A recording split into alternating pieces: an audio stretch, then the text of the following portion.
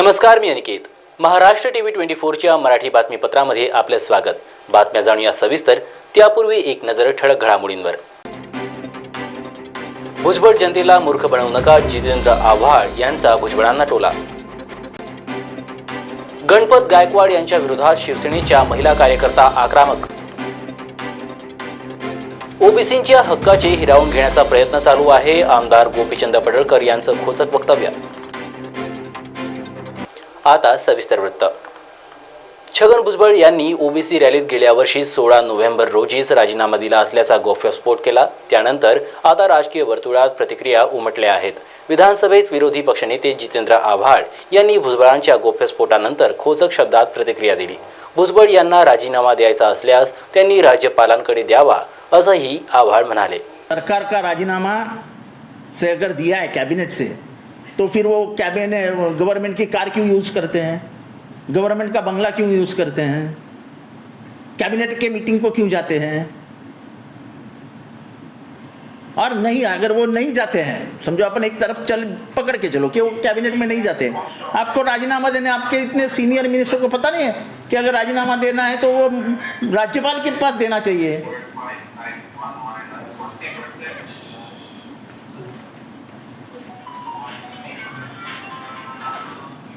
आपको पता नहीं है कि राज्यपाल के पास देना पड़ता है. ऐसा, यही हमारी जो क्रेडिबिलिटी है मार्केट में, पॉलिटिकल लोगों की जो क्रेडिबिलिटी है वो ज़ीरो क्यों होती है? इस वजह से, क्योंकि लोगों को हम मूर्ख समझते हैं. वो बेचारे गरीब ओबीसी, उनके ऊपर भरोसा, उनका भरोसा भुजबल साहब पे, और भुजबल साहब उनको झूठ बता रहे कि मैंने 16 तारीख को ही इस्तीफा दे दिया है. 16 तारीख को इस्तीफा दिया होता तो अभी भुजबल साहब कैबिनेट में नहीं रहते. मुख्यमंत्री को इस्तीफा देके इस्तीफा नहीं होता है. जैसे हम बोलते हैं राजीनामा देना है, और हम जाके शरद पवार जी को राजीनामा दे के आते थे, फिर शरद पवार जी 3 दिन के बाद अपना राजीनामा खीसे से निकल के फाड़ के फेंक देते थे. उसको इस्तीफा नहीं बोला जाता है, उसको नौटंकी बोला जाता है. मुझे नहीं पता भुजबल साहब क्या कर रहे हैं. इतने बड़े होकर भी इतना छोटा झूठ बात करना शोभा नहीं देता उनको. सर, महाराष्ट्र में जिस तरीके से मराठा और ओबीसी में मतभेद नजर आ रहे हैं, कहीं ना कहीं राजनीतिक पार्टी इसमें ऐसा है कि हिंदू मुसलमान जिस तरीके से लड़ाया गया उसी तरीके से ओबीसी और मराठाओं को लड़ाया जा रहा है. हजारों साल ये बहुजन इकट्ठा रहे हैं. साल गांव गांव में धोबी है, नाभी है, कुंभार है, तेली है, कुणबी है, माड़ी है. इनके अपने अपने धंधे थे, उसके ऊपर से उनकी जात पहचानी गई, जिसको मनु से आया ये सब. वो और मराठा एक जान थे गांव गांव में. आज तुमने हिंदू मुसलमान जैसी दीवार खड़ी कर दी उनमें. कोई कुछ भी बताया, मैं सच बोलने वाला आदमी हूं. गांव गांव में जाके पूछिए, सर्वे कीजिए, लोग डरे हुए हैं. जैसे ही मुसलमान एक निकल के एक कोने कोने में रहने लगे, वैसे हर गांव में जो कम संख्या में वो गांव छोड़ देंगे अभी कि नको वो बातें बीते हैं. आपको क्या मिलता है इससे? सामाजिक अस्वस्थता पैदा करके आपको मिलता क्या है? उनकी खेती है उधर, उनका सालों से वो गांव रहा है, पीढ़ियों से वो वहां रहे हैं. अब वो गांव छोड़ देगा तो अच्छा लगेगा? इसकी सोच किसको भी नहीं. मैं पहले दिन से ये कह रहा था कि ये झंगार मत लगाओ, ये चिंगारी अगर लगेगी तो दूर तक जाएगी. ये जो झगड़ा लगाया गया है इस सरकार ने, सरकार तो जीत जाएगी समझो, से जीत भी गई, फायदा क्या है?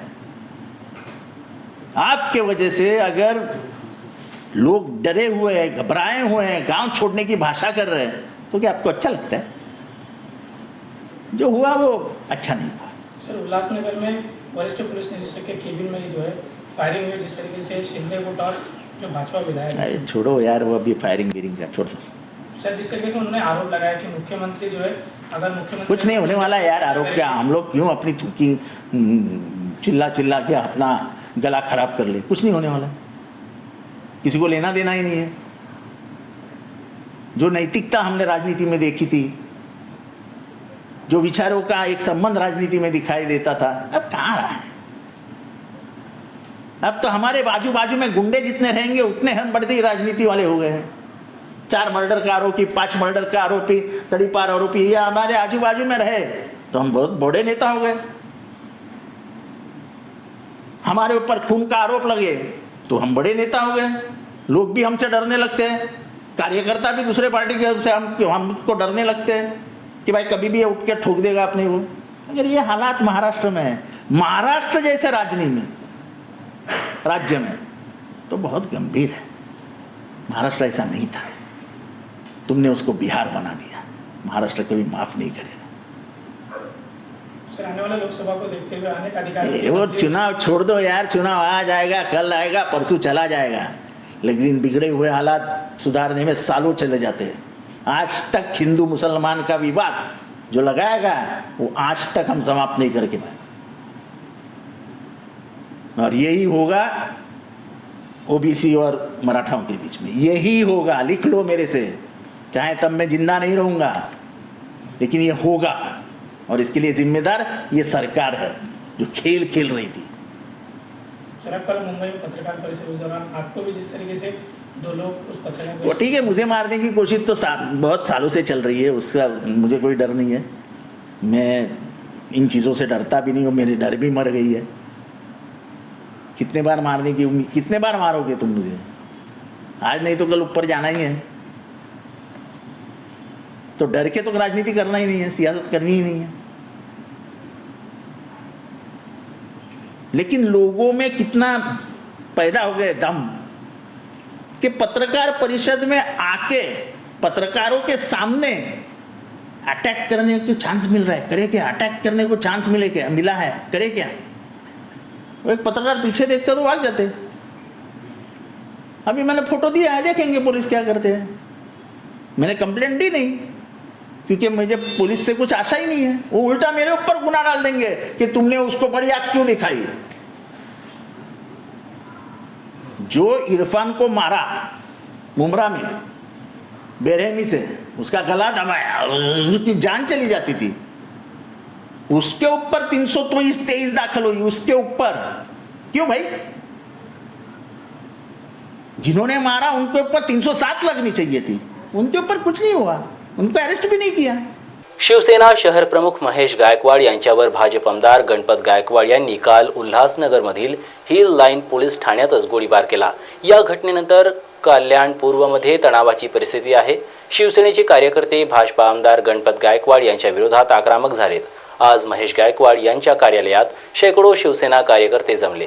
त्यांनी गणपत गायकवाड यांच्या विरोधात जोरदार घोषणाबाजी करत घडलेल्या घटनाक्रमाचा निषेध केला।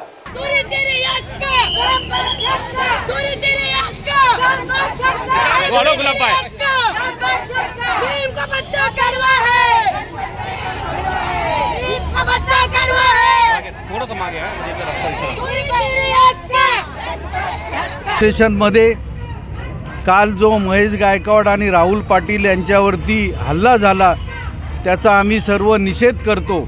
निश्चितपणे ज्युपिटर हॉस्पिटलमध्ये दोघांवरती शस्त्रक्रिया झालेली आहे आणि प्रकृती स्थिर आहे।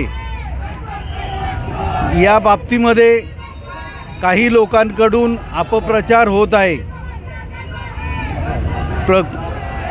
गणपत गायकवाड यांच्या स्वभावाप्रमाणे त्यांनी हे कृत्य केलेलं आहे आणि त्याचा सर्वत्र निषेध होत आहे। परंतु युतीच्या बाबतीमध्ये, पक्षांच्या बाबतीमध्ये कोणीही अपप्रचार करू नये।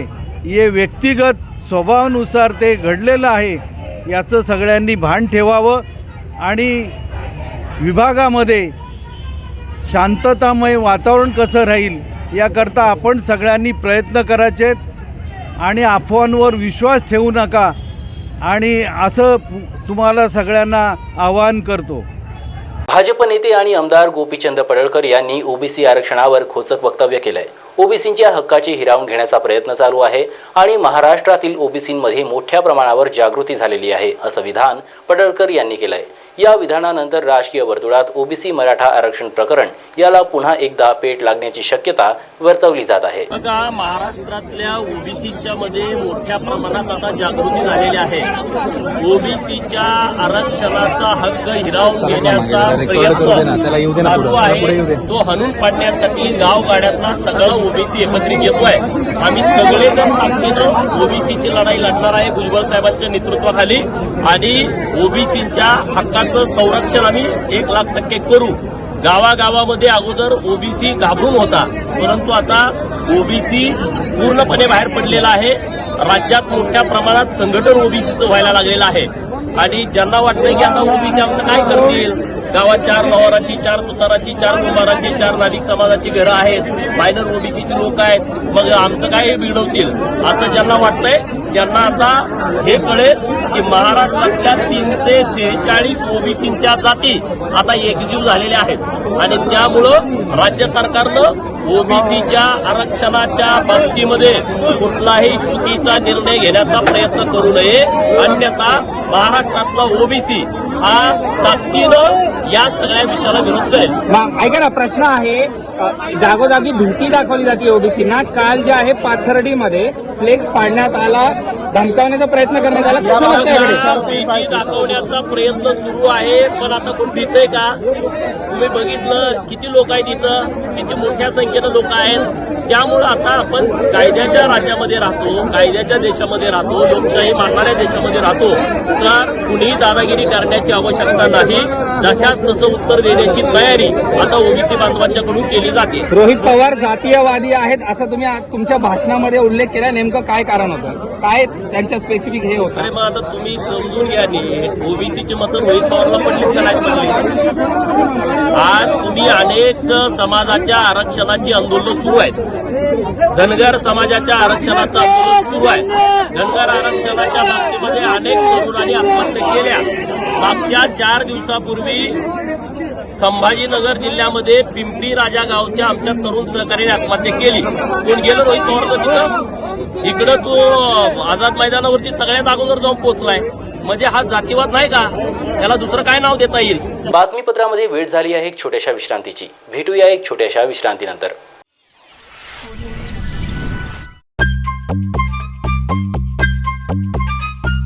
सबसे अलग दिखेगी आपकी पसंद कृष्णा मेंस.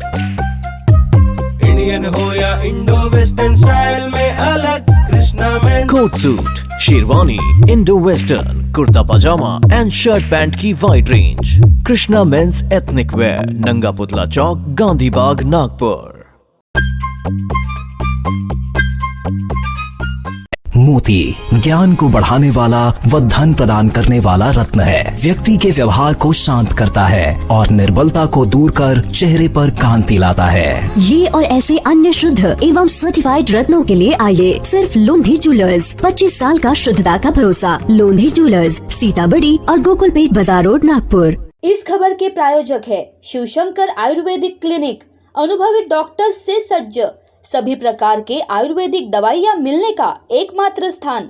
इनका पता Shivshankar Ayurvedic clinic, doctor Mangala Ketkar hospital के सामने, महाजन मार्केट के पास, टेम्पल बाजार रोड, सीताबर्डी, नागपूर. विश्रांतीनंतर आपलं परत एकदा स्वागत. धुळे जिल्हा पोलीस दलाच्या वतीने यंदा दुसऱ्यांदा रन फॉर पांझरा या मोहिमेअंतर्गत मॅरेथॉन स्पर्धेचे आयोजन करण्यात आले होते. धुळे शहरातील पोलीस मुख्यालयाच्या मैदानावर पहाटेपासूनच या स्पर्धेसाठी धुळेकरांनी गर्दी केली. जवळपास 13,000हून अधिक धुळेकर नागरिक या रन फॉर पांझरा या मॅरेथॉन स्पर्धेत सहभागी झाले होते. यावेळी धुळेकरांनी ढोल ताशाच्या तालावर ठेका धरत या मॅरेथॉन स्पर्धेचा आनंद घेतला. या मॅरेथॉन स्पर्धेला अभिनेत्री संस्कृती बालगुडे तसेच डबल महाराष्ट्र केसरी विजय चौधरी यांच्यासह कविता राऊत यांची प्रमुख उपस्थिती होती. या स्पर्धेसाठी जिल्ह्यातून लहान मुलांसह तरुण मोठ्या प्रमाणावर सहभागी झाले होते. 21 किलोमीटर, 10 किलोमीटर आणि 5 किलोमीटर या 3 विभागात ही मॅरेथॉन स्पर्धा आयोजित करण्यात आली होती. यावेळी भल्या पहाटे धुळेकर मॅरेथॉनमध्ये धावताना बघावयास मिळाले. नमस्कार, मी संस्कृती बालगुडे. मी हिट धुळे या मॅरेथॉनच्या इथे आहे आणि हा सीझन 2 आहे. मी असं ऐकलं होतं की मागच्या वर्षी 25,000पेक्षा जास्त एंट्रीज होते आणि मला कळतं आहे का, कारण का आत्ता 5:30ला सकाळी लोकांचा जो उत्साह आहे तो खूपच कौतुकास्पद आहे. कारण का मी स्वतः कधी मॅरेथॉनला पळालेले नाही इतक्या सकाळी उठून, तर त्यामुळे ज्यांनी हा उपक्रम राबवला आहे त्यांचंही खूप कौतुक. कारण का जशी त्यांची टॅगलाईन होती की आपण आपल्या आरोग्यासाठी धावूयात, तर मला असं वाटतं याच्यापेक्षा जास्त चांगली गोष्ट होऊ शकत नाही. आणि लोकांचा उत्साह बघता किंवा ज्या संख्येने आत्ता लोक इथे बाहेर आलेत आणि ज्या संख्येने ते पळत होते ते बघून मला खरंच खूप बरं वाटलं. आणि बाकी काही नाही, सगळ्या स्पर्धकांना जे मॅरेथॉन ज्यांनी भागही घेतला आहे याच्यात, आता कोण जिंकेल आपल्याला माहिती नाही, पण ज्यांनी भागही घेतला त्यांचंही खूप कौतुक. आणि ज्यांनी फिट धुळे ही मॅरेथॉन आयोजित केली त्यांचंही खूप कौतुक. All the best. देशाचे पंतप्रधान माननीय मोदी साहेबांनी खेलेगा इंडिया तो जीतेगा इंडिया अशा प्रकारचं एक स्लोगन दिलं होतं. मागच्या एशियाड गेममध्ये 100च्या वर पदक आपण जिंकलो आणि मग देशामध्ये क्रीडा संदर्भात आरोग्यासंदर्भात एक जागृतीचं वातावरण आहे. आपण पाहिलं की दिल्ली मुंबई इथे मॅरेथॉन स्पर्धा होत असते, पण धुळ्यामध्ये सुद्धा सलग दुसऱ्यांदा मॅरेथॉन स्पर्धा झाली. पूर्ण देशभरातनं आयकन याच्यामध्ये आले आणि किमान 15 ते 20 हजार लोकांनी याच्यामध्ये सहभागी झालेत. पोलीस विभागाच्या माध्यमातून ही मॅरेथॉन स्पर्धा ठेवण्यात आली. त्याच्यामध्ये बंधुभाव, सलोखा आणि समन्वय हा सुद्धा त्याच्या माध्यमातून हेतू होता. मी आमच्या तमाम प्रशासनाच्या वतीने, महाराष्ट्र सरकारच्या वतीने धुळे पोलीस दलाचं मनापासून अभिनंदन करतो. असा एक चांगला प्रयत्न त्यांच्या माध्यमातून झाला आणि तोही यशस्वी झाला आहे. माझी अशी अपेक्षा आहे की अनेक वर्ष ही स्पर्धा पुढच्या काळात चालू राहील. रत्नागिरी शहराजवळील कुवरबाव येथे काल मध्यरात्रीच्या सुमारास एका दुकानाला भीषण आग लागली. रस्त्यावरून जाणाऱ्या नागरिकांना येथील दुकानातून धूर येताना दिसला. तत्काळ याबाबतची माहिती अग्निशमन यंत्रणेला कळवण्यात आली. मात्र बंब घटनास्थळी पोहोचेपर्यंत दुकानाने पेट घेतला होता. अखेर नागरिकांच्या मदतीने महानगरपालिका व MIDCच्या बंबाने आगीवर नियंत्रण मिळवण्याबाबत यश आले. हे जळलेले दुकान कॉस्मेटिकचे असल्याने सर्व सामान जळून खाक झाले. सध्या घटनेत कोणतीही जीवितहानी झाली नसल्याचं सांगण्यात येत आहे.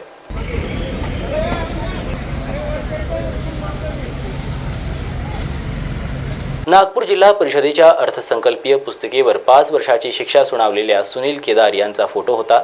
त्या फोटोची होळी भाजपच्या नगरसेवकांनी केल्याने रागावलेल्या सुनील केदार यांच्या सांगण्यावरून युवक काँग्रेसच्या कार्यकर्त्यांनी काल जिल्हा परिषद परिसरात लागलेल्या पंतप्रधान नरेंद्र मोदी यांच्या फोटोला काळं फासलं. ही निंदनीय घटना असल्याने उद्या जिल्हा परिषदेवर भाजपकडून या घटनेचा निषेध म्हणून मोठा आंदोलन करण्यात येणार असल्याची माहिती भाजप नेते आशिष देशमुख यांनी दिली. परवाच्या दिवशी नागपूर जिल्हा परिषदेमध्ये अर्थसंकल्प जो सादर केला गेला त्या प्रतींवर भ्रष्टाचाराच्या साठी सजा झालेले न्यायालयाकडून 5 वर्षाची दोषी करार दिलेले सुनील केदारांचे फोटो होते. ते जाळण्याचं काम भाजपाच्या सर्व जिल्हा परिषद सदस्यांनी केलं. त्याची रिॲक्शन म्हणून लाखो हजारो गोरगरीब जनतेला उत्कर्षाकडे नेणारे देशाचे सन्माननीय पंतप्रधान नरेंद्रजी मोदी यांच्या फोटोला तुम्ही काळं फासता. भ्रष्टाचाराला त्यानिमित्ताने सुनील केदाराला तुम्ही समर्थन करता. ही जी काँग्रेसची कृती आहे ही निंदनीय आहे. काँग्रेस ही भ्रष्टाचाराच्या पाठीशी उभी आहे आणि जो मोदीजींच्या फोटोवर काळं फासलं गेलं त्याचा मोठ्या प्रमाणात संताप हा जनतेमध्ये तर आहेच. विशेष करून भाजपाचे सर्व कार्यकर्ते मिळून मोठं असं आंदोलन उद्याच्या दिवशी 10 वाजता नागपूर जिल्हा परिषदेवर ह्या घटनेचा निषेध म्हणून आम्ही करणार आहोत. महाराष्ट्र TV 24च्या मराठी बातमीपत्रामध्ये सध्या इतकंच. बातम्यांचा वेग असाच सुरू असेल. बघत रहा महाराष्ट्र TV 24. बॉस ने मीटिंग बुलाई. बाहर उठो बैठो. तकलीफ उठने बैठने की नहीं, तकलीफ बवासीर की है. बवासीर, फिशर, भगंदर, पाइलोनियल साइंस का आयुर्वेद तथा आधुनिक लेजर से उपचार. कॉल या विजिट करें www.pilesfistulacure.com. नागपुर का सबसे भरोसेमंद hospital Kale piles laser hospital. हमारे यहाँ आयुर्वेदिक व लेजर से उपचार होता है. Anal fissure, anal fistula, piles, kidney stone है, ओबेसिटी से परेशान है, वेट लॉस करना चाहते हैं, पीसीओडी एंड मेंस्ट्रुअल प्रॉब्लम्स, महिलाओं में अनकंट्रोल्ड यूरिन का प्रॉब्लम है और वजाइनल रिजर्वेशन करवाना चाहते हैं, अपने चेहरे पर असमयी झुर्रियां, त्वचा पर काले दाग आ रहे हैं, अर्थराइटिस प्रॉब्लम्स जैसे कि कमर या घुटनों का दर्द, बालों का झड़ना, असमय सफेद होना, सीने में जलन, पेट फूलना तथा एसिडिटी पर सफल आयुर्वेदिक उपचार, ये सब प्रॉब्लम्स आप झेल रहे हैं तो अभी आए नागपुर के सबसे अच्छा हॉस्पिटल कार्य आयुर्वेदिक पाइल्स लेजर हॉस्पिटल में, जहां आपको मिलेगा सब समस्या का निवारण। और एड्रेस कार्य Ayurvedic piles laser hospital, Umred road, Dighori bus stop के पास, दिघोरी, नागपुर। और कॉन्टैक्ट नंबर 7538387079 और 9423105824। आँखों की संपूर्ण देखभाल के लिए मध्य भारत का जाना माना नाम माधव नेत्रालय। यहाँ आँखों की पूरी तरीके की जांच के साथ सभी प्रकार के ऑपरेशन किए जाते हैं। मोतिया बिंदु, काज बिंदु, रेटिना, साथ ही कॉर्निया के उपचार भी होते हैं। तिरछेपन और युवाओं में चश्मा हटाने का ऑपरेशन भी आधुनिक लेजर तरीके से होता है।